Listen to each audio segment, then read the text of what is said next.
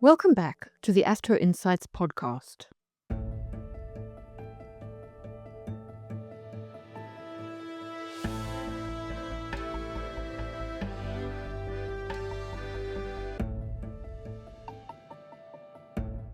In today's episode, we'll be focusing on the Centaurs, a hybrid group of comet-like asteroids gravitationally dislodged from the Kuiper belt that serve as the bridge between small planetesimals and fully fledged planets. The first of these, Chiron, was discovered in 1977. Chariklo, his celestial counterpart, was discovered by astronomers 20 years later in 1997. The astronomer responsible for discovering Chiron chose to name this new class of space object after the mythical Centaurs because of their hybrid nature, but also because most of them orbit between Saturn and Uranus, something that's reflected in Chiron's mythical ancestry as the son of Kronos and the grandson of Uranus. Since then, a handful of astrologers, including Melanie Reinhardt, have elected to work with a core selection of these halflings. Today, I'll be talking to Sarah Whitridge, who has chosen to focus her astrological practice on Chariklo, Chiron's celestial and mythical companion. Sarah Whitridge is an intuitive astrologer and founder of Studio Chariklo, a creative space which supports her work in astrology, counseling, homeschool parenting, and writing. Her work channels the archetype of Chariklo, the sacred witness, offering clients a compassionate, non-intrusive container for transformation. So welcome, Sarah. Thank you so much. Lots to talk about, but maybe you could just start by giving listeners a sense of how you got into astrology and what your journey was to working with Chariklo.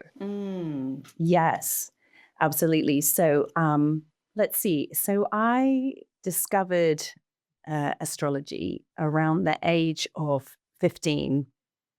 And for me at that time, my father had just died a few days before my 15th birthday. And my mother was preparing a memorial service for him. And so my brother and I went to go and live with a friend of hers to give some space.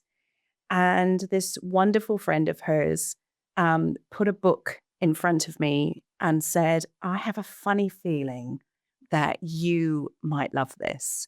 And it was an enormous book of the sun signs. And I really appreciated at the time her coming in and sort of recognizing that I would love to read about this during a moment of grief. And I devoured that book from the front to the back. And, you know, as a child, a teenager going through grief, reading those archetypes was incredible for me. I'm a Scorpio. And so, you know, at the time I was sort of reading all about grief and death. And I thought to myself, wow, okay, I'm going through this moment and this is meaningful. This is perhaps maybe something that I'm meant to go through. And so, you know, I continued the love of astrology just by observation of really feeling and watching those archetypes move through the people around me for many, many years. And then in 2012, I had my first baby, and I was living in Maine at the time in the United States.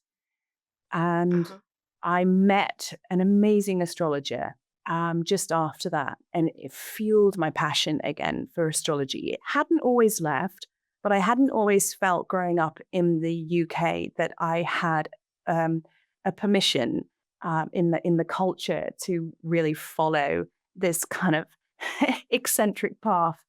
So I felt the culture in the US really allowed me to explore myself deeper.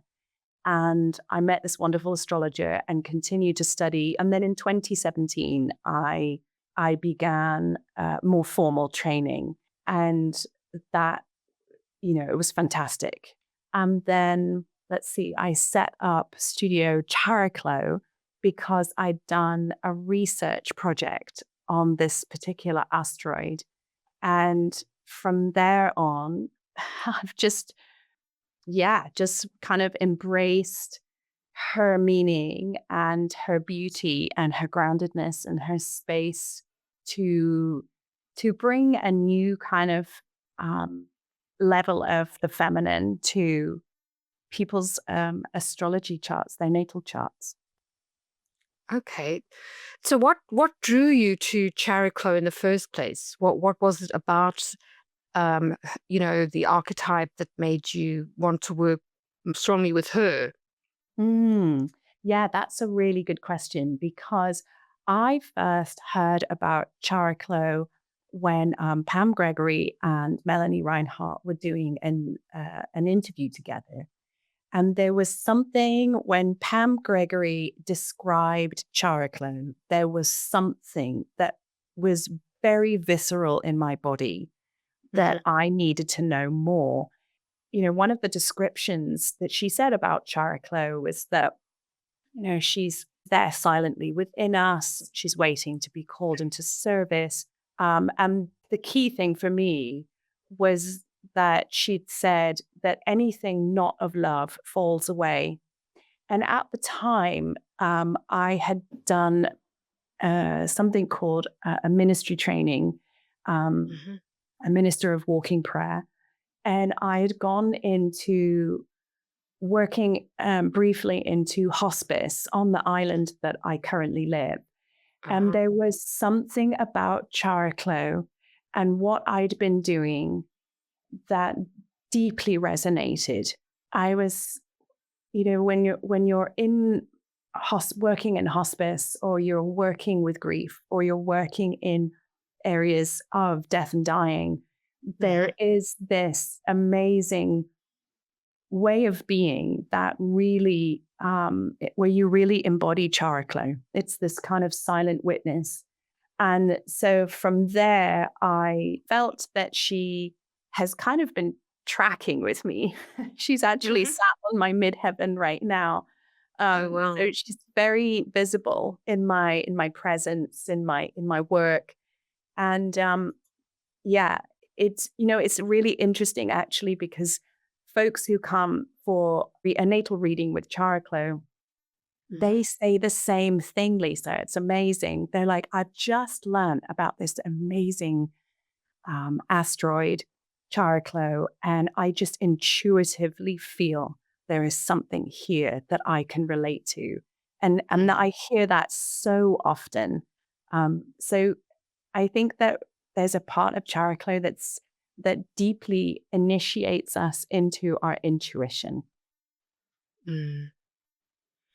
Interesting. I mean, I thought it was fascinating that when I approached you to do this interview, that transiting Neptune was going over my natal Chariklo. So this definitely seems to be something about the Chariklo transits that sort of activated certain like points in people's life that almost kind of call for that particular type of energy. Yeah, absolutely. Because she's so subtle, like her energy is really subtle, and Hmm. she's there's lots of sort of words around Chariklo, like invisible, and the caretaker of the Hmm. invisible field. She really is that aspect of ourselves that steps back and observes.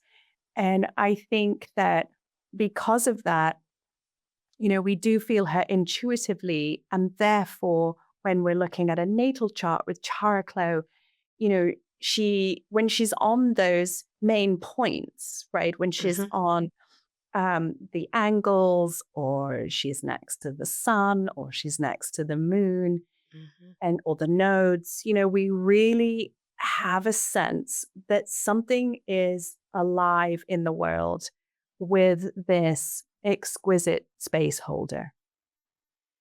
Yes. And it's interesting too that you talked about grief and end of life. It's almost like those important rites of passage or those sort of big moments of like suffering or grief where you need healing seems to sort of call her in. And I think And it does seem as though there's a reason why she's paired with Chiron. And I wondered if you might sort of be able to talk to that as well in terms of her mythology, because a lot of our listeners may not know anything about Chiron and Chariklo and the mythology of their sort of relationship. Yeah, absolutely.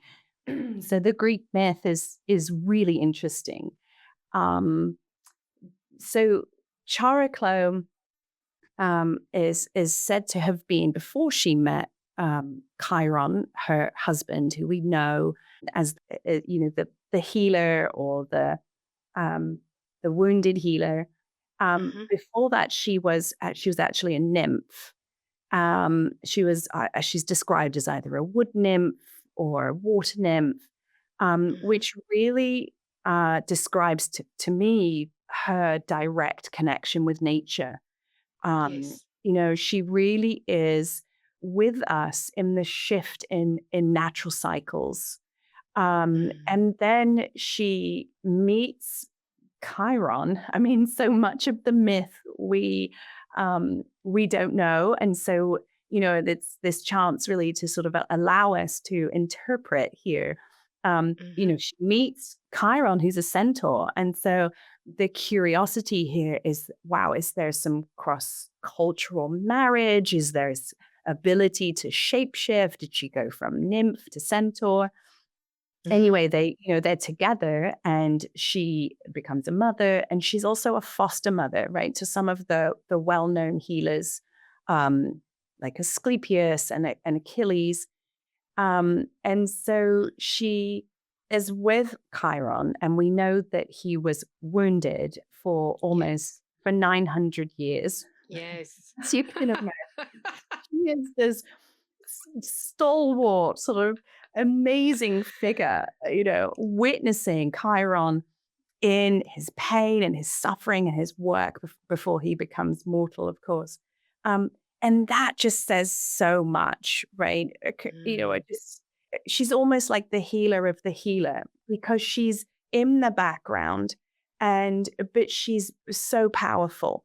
So we're really having this opportunity for a feminine archetype that speaks to those who do the work behind the scenes, who are so vastly important. And that so often that there is like this person at the front, and there's always someone incredibly intuitive and thoughtful and powerful and healing behind them. We're really seeing a creative partnership here. Yes, one presents at the front, and there's someone perhaps that we might perceive as behind, but who's doing the work? So they really are a pair. And in Greek, we can sort of roughly translate the meaning of the name Chariklo. It's charis, meaning grace, and klotho, meaning to spin or to weave. And I think that this is really key. She's this grace spinner, or she who spins, or she who brings grace spinning through our lives.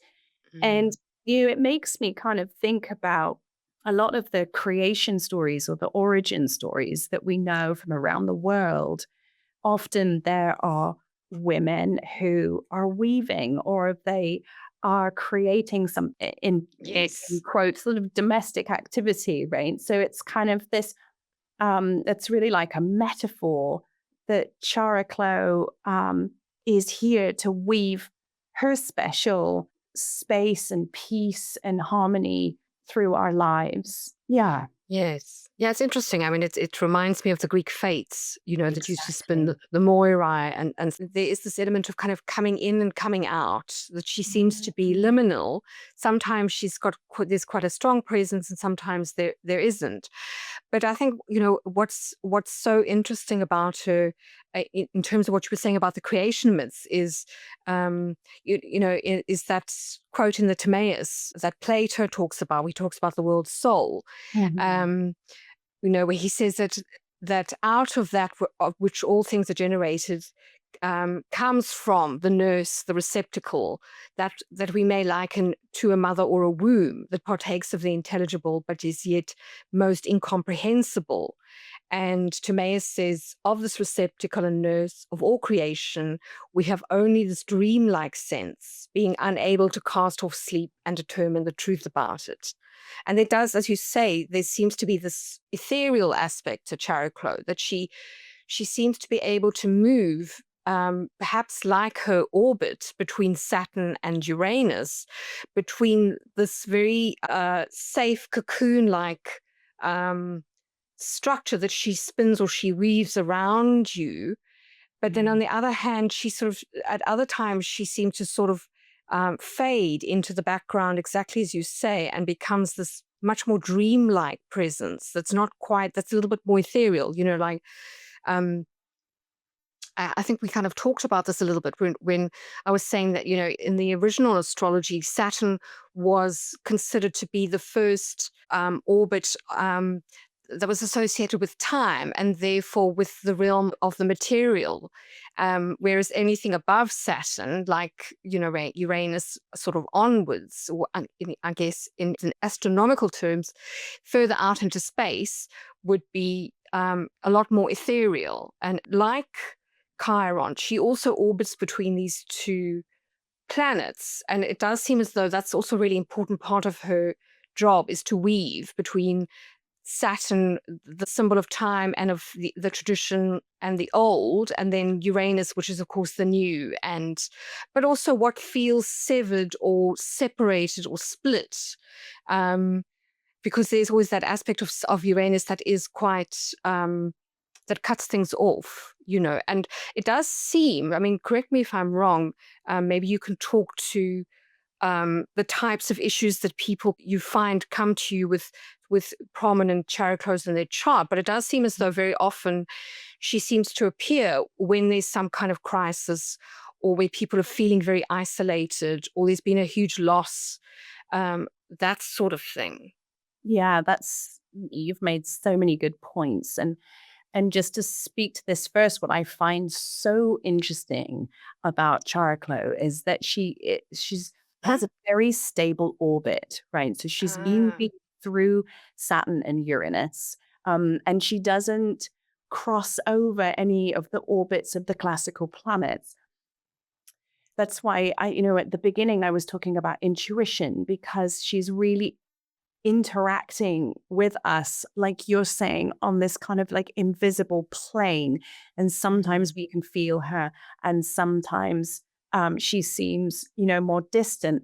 And I find this really interesting because I think it's sort of this invisible, sort of slightly reserved, maybe silent personality within Chariklo is something that we really need to cultivate, I think, within ourselves. Yes, and we undervalue. Yes, and we undervalue. And I think that when folks have this sort of connection to Chariklo, and we're looking at times and transits and points in their lives where there has been this deep separation, let's say that, like a separation of something, whether that is a grief, a job, a home, a lover, and we know that often she's there as this kind of silent witness. And we go through these points that are deeply challenging in our lives. Of course we do. We're human.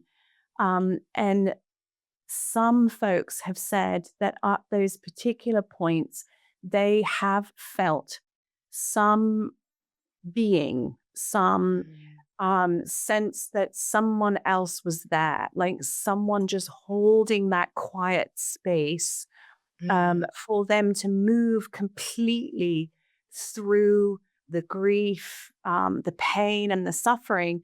And so it takes me back to the point you made earlier about Chariklo being there at times when we are going through immense transitions. Yes. And that's why so many I see her very prominent in charts of people who are therapists, or Mhm. they're behind the scenes policymakers. I can't forget a time of talking to a man who was in his Chariklo return.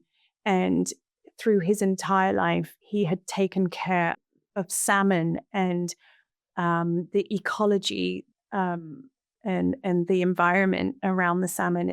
And Mhm. it was his passion to look after not only the salmon, but the environment around it. And that to me also speaks of this quality of Chariklo connecting with humans, but also connecting with nature, right? Also Yes. coming through, because I think that so many of us can actually feel Chariklo when we are in nature, when we are in silence.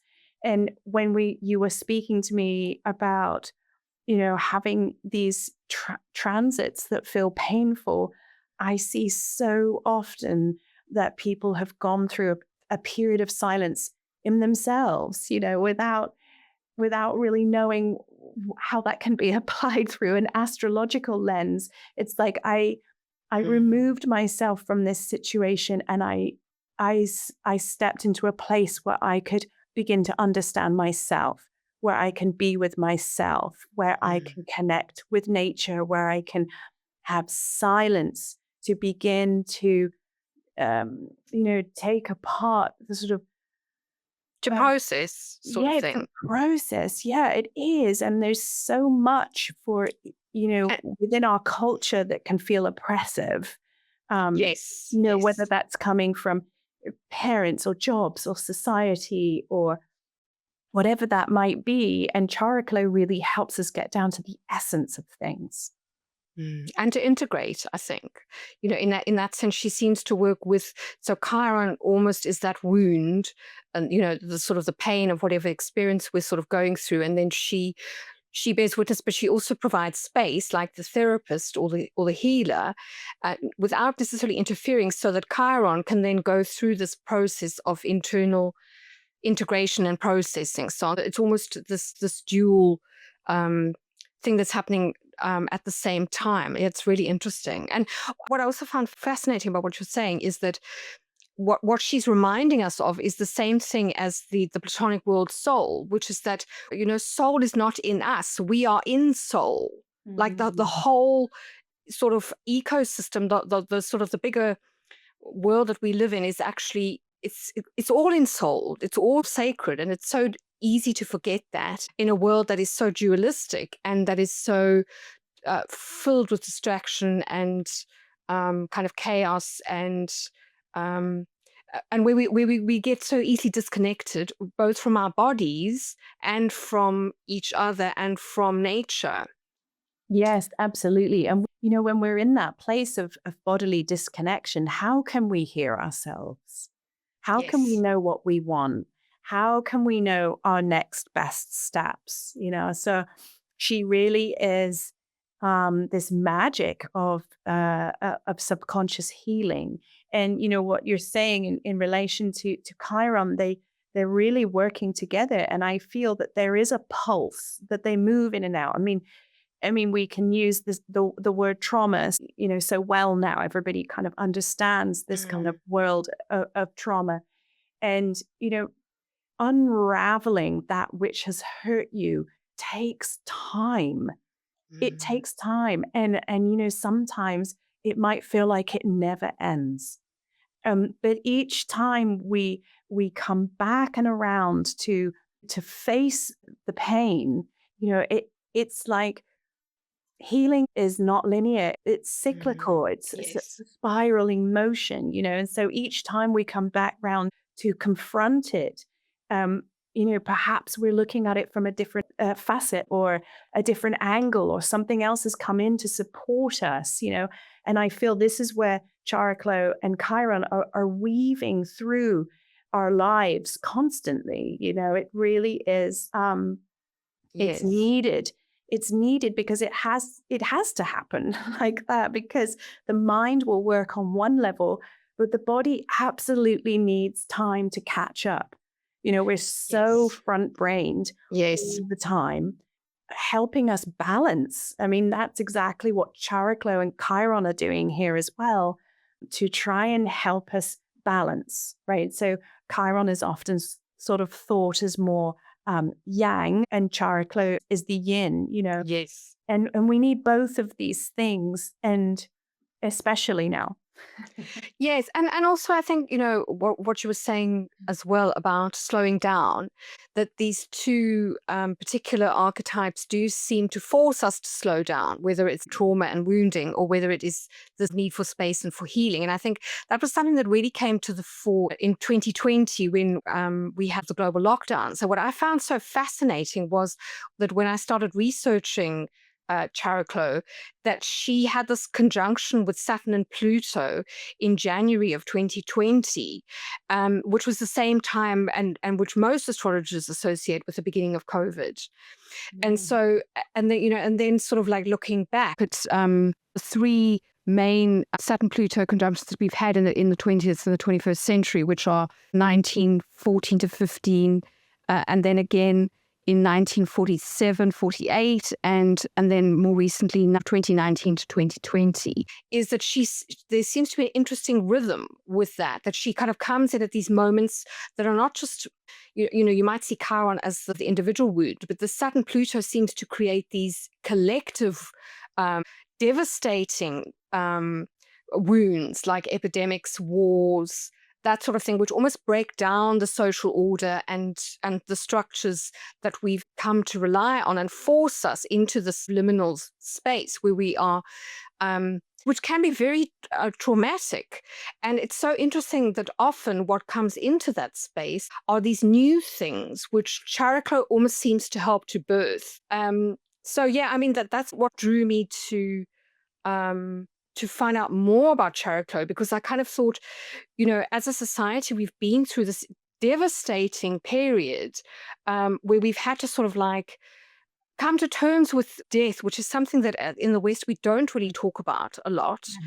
And we're so obsessed with, the idea of health and of hacking our health and of, patch it up and find quick ways to keep ourselves going so that we can just continue to be productive and stay on the hamster wheel. And because we're so overly mentally stimulated. And, from what you're saying, it sounds like she does force you to slow down, and so does Chiron.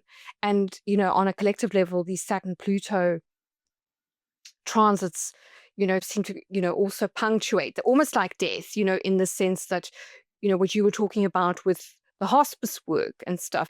I find it interesting, for example, that the Chariklo return happens at the age of 62, 63. So it's quite late in life. And it is when you're really coming to terms with your mortality and also your legacy, where maybe you're thinking about yourself less as an individual and more about how you integrate into the community. So again, what you were saying about that sense of widening your perspective a little bit, but also slowing down, because often people retire around about that time. And there really seems to be something, in that. A former lecturer of mine, she happened to have a Chariklo return at that Saturn-Pluto conjunction in 2020. And it was about that time that she had, she kind of retired from teaching and that sort of thing and moved to Glastonbury. And was forced to slow down because she had sort of really bad episodes of debilitating tinnitus. So she couldn't carry on the hamster wheel. She was forced to kind of slow down.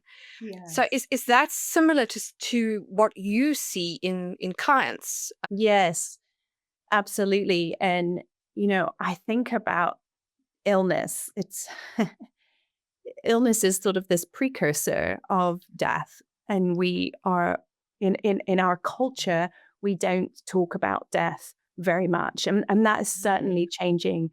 When I did a death doula training and a death vigil training recently, here where I live on Orcas Island in Washington in the US, we set up a group called the Orcas Island Threshold Collective, because we want to bring death to the forefront of people's consciousness, and like we have a death film festival, we have Death Cafe, but it's still something that is really deeply at the core of what we're frightened of. And illness Yes. is that precursor. And I think Mm. Chariklo accompanies illness because really, when we think about it, when else do we slow down? When do we Yes. slow down? When have we ever really got time? And, maybe if you take a sabbatical, but even that's reduced to, its original form or, things like that. I see illness as this way, this forced rest, like you said, a way Mm. of really beginning to slow down. And when you have an illness, you begin to reframe life. You begin to reframe what is your values, what's important to you. You spoke to sort of lineage, and it really begins to open a pathway for a new way of thinking that is really, really important. So Chariklo becomes this bridge. She has this sort of bridging quality. It's not Mm. that she's causing the illness, but she's there, just as you were saying, when COVID happened, she's right there with these deeply cathartic planets, that even when that hits you in a natal chart, my goodness, it's this Mm-hmm. a real reckoning moment. And how I see Chariklo is to bring, just as Pam Gregory said, this unconditional love.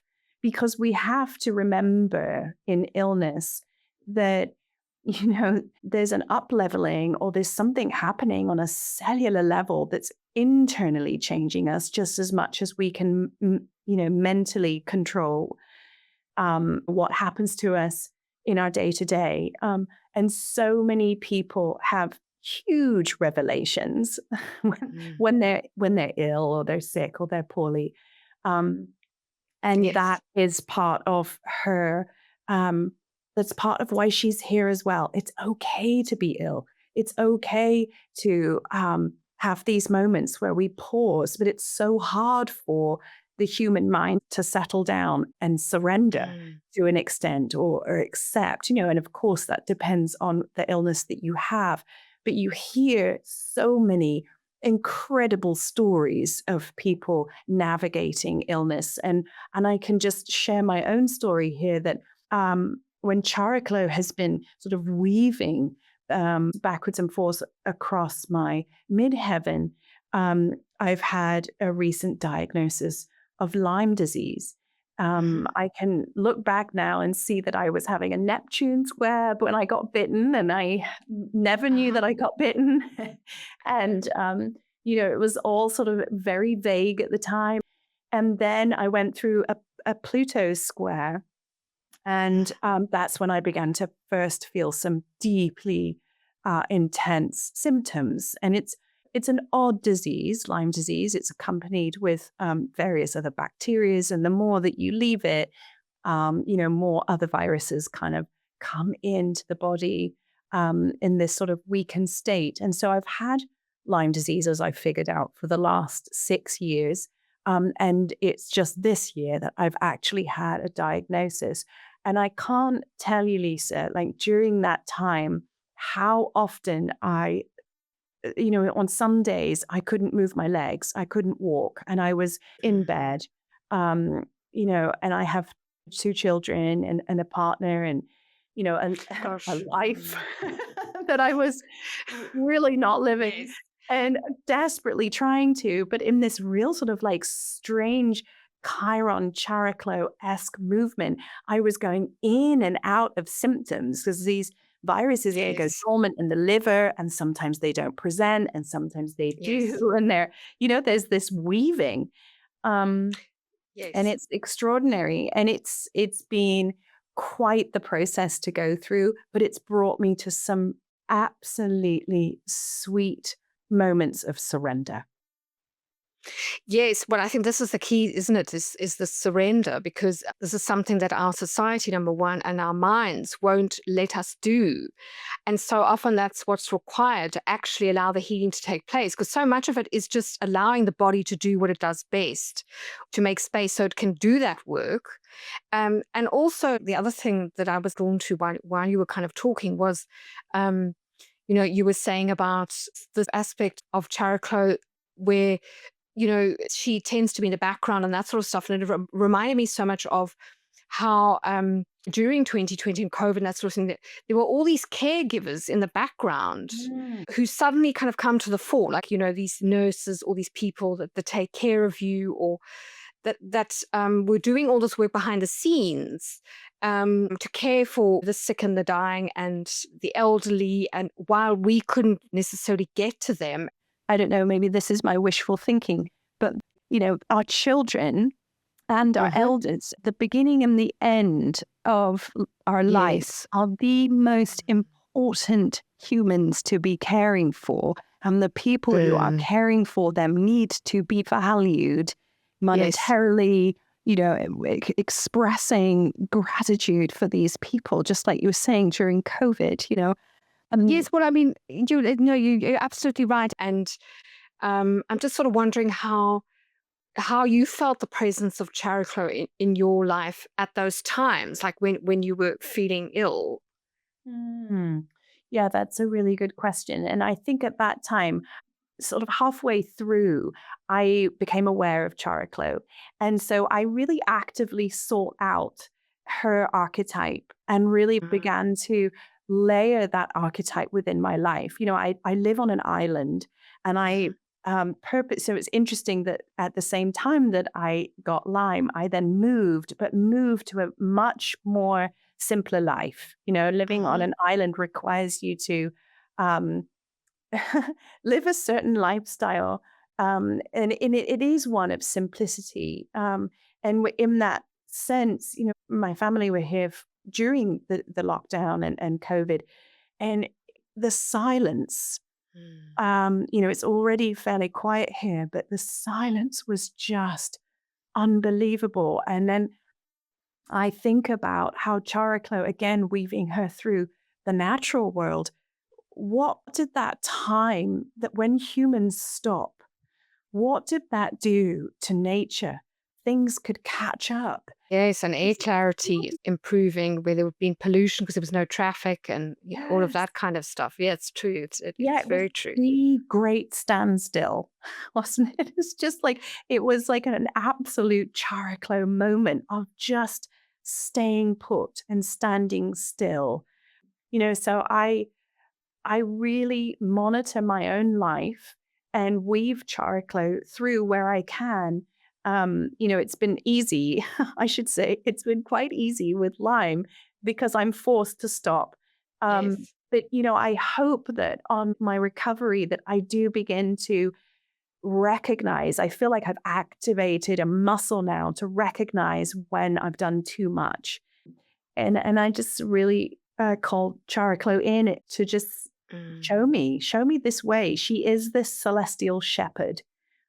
And so it doesn't surprise me that she was there. When I saw that too, she has a relationship, certainly with Pluto and Saturn. I feel that there is something really significant there. There's often I'm not even sure how I would describe it particularly, but I feel like, these are her pals, Chiron's her husband, Saturn and Pluto are her pals because they work together, quite well. And we need Chariklo to bring in that sort of softening, right? That cocooning that you Yes, were saying. after those very harsh transits. And it's interesting Yeah. in terms of when these classical astrological rites of passage happen. So, like, for example, with the Pluto square, which is the first of the midlife transits, it's followed by that really challenging Uranus opposition. But then we have Chiron come in after that. And then we've got the second Saturn return, and then it's followed by Chariklo. Mhm. So it's really interesting. And, these planets, a lot of them have to do with old age or with rites of passage, with transitions. And these are all major times of transition, at midlife when your body starts to change. You get the first sort of intimations of mortality.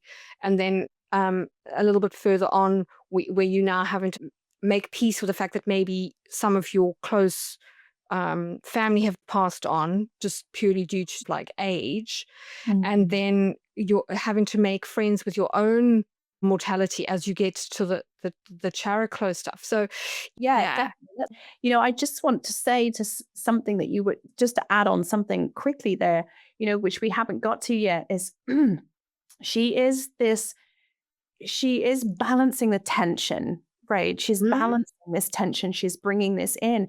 And so that leads us to understanding that Chariklo was discovered in a 6-point star. She was discovered in the Yes. Star of David, right? At Yes. 6 degrees of Yes. Leo. And that uncommon, pattern, the nature of the six-pointed star is part of Chariklo's magic. This sacred geometry gets activated. It's, that six-pointed star was all in air and fire signs. And Yes. that's very much here. She's balancing the tension, and that's reflected in her discovery. Yes. So she was discovered on the 15th of February 1997, for those who don't know. And Melanie Reinhardt always tells this wonderful story about how she was doing some astrology work in South Africa at the time. And at the end of the day, she went and she had a look at the transits for the day, and she saw this wonderful and very unusual Star of David forming with sextiles, almost creating a hexagon around it. And one point was missing. And she thought, oh, wouldn't it be amazing if there was something at that point to complete the geometry? And then, of course, she discovered not long afterwards that that was the same weekend that Chariklo was discovered, and she was in that position, which finished off this beautiful geometric shape. Yes, and thank you for bringing Melanie into this discussion, because Melanie Reinhardt, who was so helpful to me during my research, and we've kept in touch, and we're still in touch, Hmm. and we're still, talking about Chariklo and all the things. And, I love that she sort of popped up in this beautiful synchronicitous way. And I think that we can really, as much as we talk about Chariklo being in and around all these transitional times in our lives, it's so important to remember that she's also here to bring in synchronicity, right? To bring in this unconditional love, as we've spoken to, which really speaks to that six-pointed star, and Star of David obviously being connected with or associated with the heart, Yes. and that she was discovered in Leo, ruling the heart, and it's Yes. like we can't forget that she was discovered in Leo, and that Leo is play and joy, and she Yes. is when we hold tension for the things that are hard in our lives, the tension is played out through the opposite, just really trying to bring in balance of what brings us grief. We can also bring that in equal measures to something that brings us joy. It's Yes. these parts of life that we need to bring into balance. And so I love that Chariklo is there in Leo. She is this courageous midwife. I always forget that she's sort of midwifing us, really, in this Yes. heartfelt way, right? She's not afraid of transitions, and she is this beautiful, quiet strength. Yes. Yeah. Yes. Yes, it's true actually, and it reminds me of you were talking earlier about your experience with illness, and I remember this so well when I was a teenager actually, of having appendicitis, and for months I didn't know what was wrong with me. I just didn't feel right, and I felt a bit nauseous. I was having sort of like strange pains in my gut, and eventually, went to the doctor and um, was diagnosed with appendicitis and put into hospital. And I remember um, the moment before I went into surgery, I'm absolutely terrified of hospitals and particularly of needles and that sort of thing. I've got a really deeply embedded phobia around needles. And I remember weeping and weeping and weeping because I was so scared of having this operation. And then after I'd cried and cried and cried, I sort of cried myself out. And then I kind of came to this real moment of peace. You know, I just felt that I was ready to accept my fate and that I would be all right, no matter like what happened. And I remember kind of waking up after the operation in the hospital, and this friend of mine was sitting there, a really good friend of mine, and I was too sleepy to actually talk to her. I kind of kept going in and out of consciousness, but she just sat there with me. And it was such a reassuring and kind of beautiful feeling, you know, that we didn't have to talk, but it was so lovely to have her there. And, you know, I didn't know that she was coming either. So it was this lovely surprise too. So this element of Leo. And in fact, I think she might have been a sun Leo.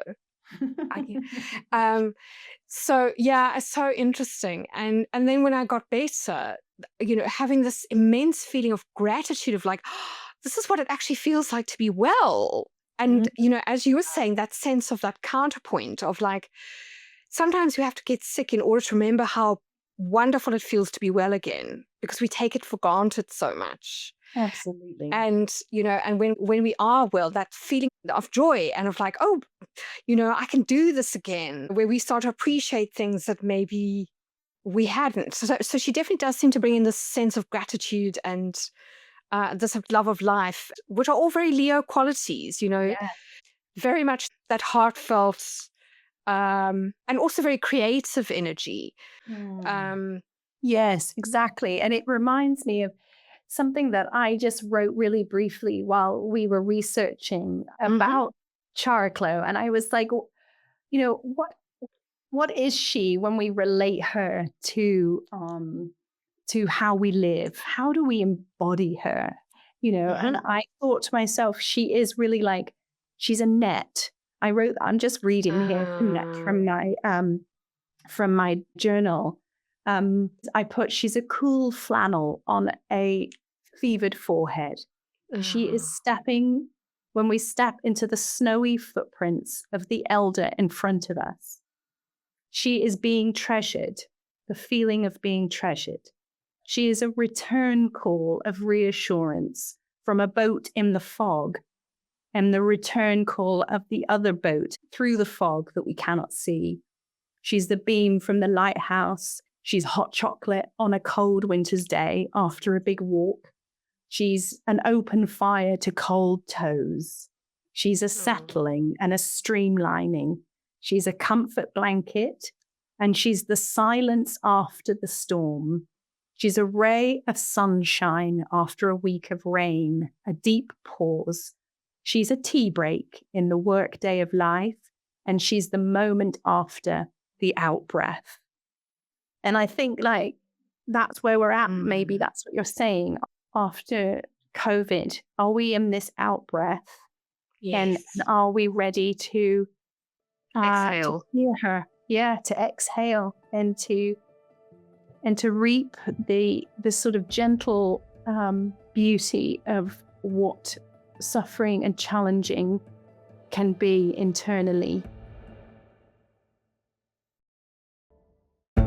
In the final episode of this series, which will be made available to Apple Podcast and AstroInsights blog subscribers in December, Sarah and I take an in-depth look at the charts of several well-known people who we feel embody the Chiron and Chariklo dynamic. Join us as we consider how repeating themes relating to these centaurs, including the Saturn-Pluto conjunctions, Star of David aspect patterns, leo-aquarius axis, and the Saturn-Uranus dynamic, all play out through the individual astrology charts, creating personal narratives that are both revealing and healing. Could these case studies hold clues as to how we can gracefully navigate the difficult and challenging times we currently live in post-COVID?